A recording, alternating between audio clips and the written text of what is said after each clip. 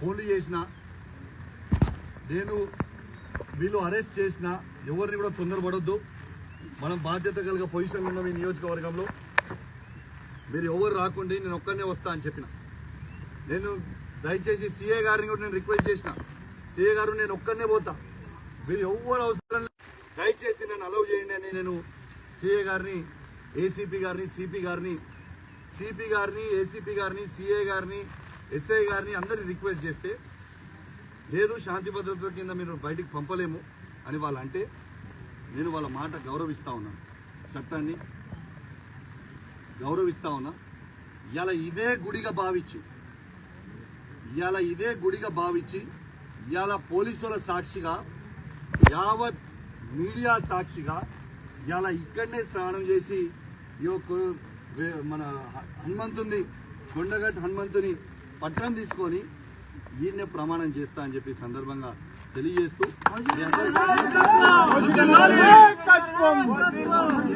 స్నానం చేసిన తర్వాత డీటెయిల్ గా మాట్లాడు.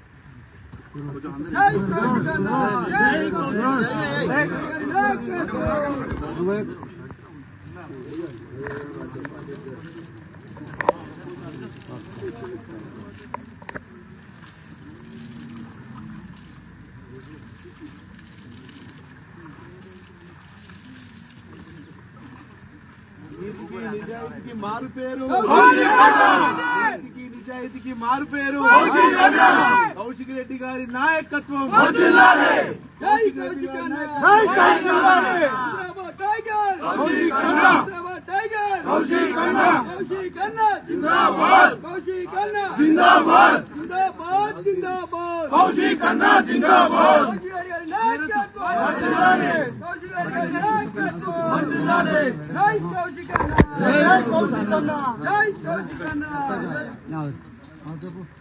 యావత్ మీడియా సాక్షిగా ఇలా తడి బట్టలతోని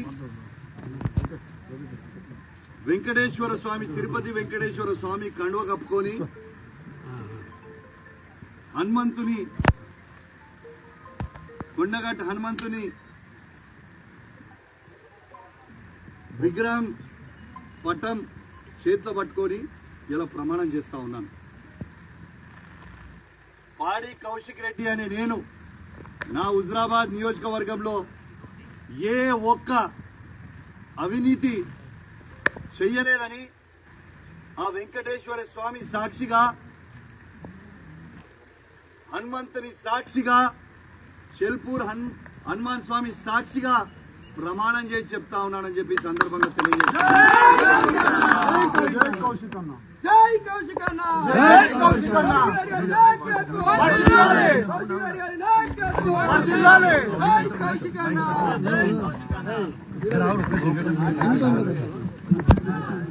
కౌశిక్ రెడ్డి గారి నాయకత్వం, కౌశిక్ రెడ్డి గారి నాయకత్వం. జై కౌశిక్ అన్న, జై కౌశిక్ అన్న. కౌశిక్ రెడ్డి గారి నాయకత్వం, కౌశిక్ రెడ్డి గారి నాయకత్వం. జై కౌశిక్ అన్న, జై కౌశిక్ అన్న, జై కౌశిక్ అన్న, జై కౌశిక్.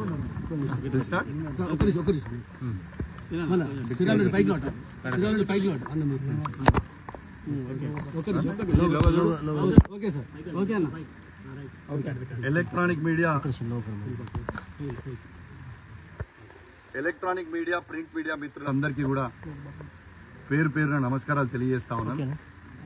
యావత్ తెలంగాణ ప్రజలకి తెలవాలని ఒక బాధ్యత కలిగిన శాసనసభ్యునిగా ఆడికి చెల్పూర్ హనుమాన్ టెంపుల్ కి లా అండ్ ఆర్డర్ ప్రాబ్లం అవుతుంది, దయచేసి మీరు పోవద్దు అని పోలీసు వాళ్ళు చెప్తే చట్టాన్ని గౌరవించి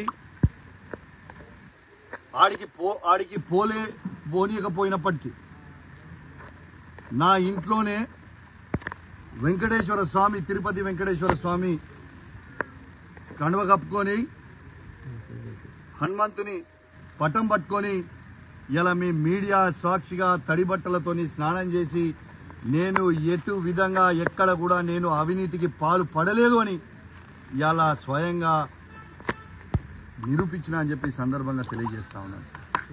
రెండోది, నేను నమ్మినంత దేవుణ్ణి బహుశా ఈ నియోజకవర్గంలోనే ఎవరు కూడా నమ్మరు కావచ్చు. అంతగానం పూజలు భక్తి దేవుని మీద నాకు ఉంటుంది. ఇలా నేను ఒక్కటే అడుగుతా ఉన్నాను పొన్నం ప్రభాకర్ గారు. పొన్నం ప్రభాకర్ గారు, మీరు అధికారంలో ఉన్నారు, మీరు సవాల్ విసిరినరు. మీ సవాల్ని నేను స్వీకరించి పోదామనే టైంలో ఈ పోలీసు వాళ్ళని పెట్టి నన్ను ఎందుకు అడ్డుకుంటున్నారని నేను అడుగుతా ఉన్నాను. ఇవాళ నా నీతి నిజాయితీని నేను ప్రూవ్ చేసుకున్నా. ఇవాళ ఎవరి కోసమో నీ కోసమో కాదు, ఏ ప్రజలైతే నాకు ఓటేసి నన్ను గెలిపించినరో ఆ ప్రజల కోసం నా నిజాయితీ తెలవాలని ఒక ఉద్దేశంతో ఇవాళ నేను పెట్టుకోవడానికి వచ్చి ప్రమాణం చేస్తా అని చెప్పి సందర్భంగా తెలియజేస్తా ఉన్నాను.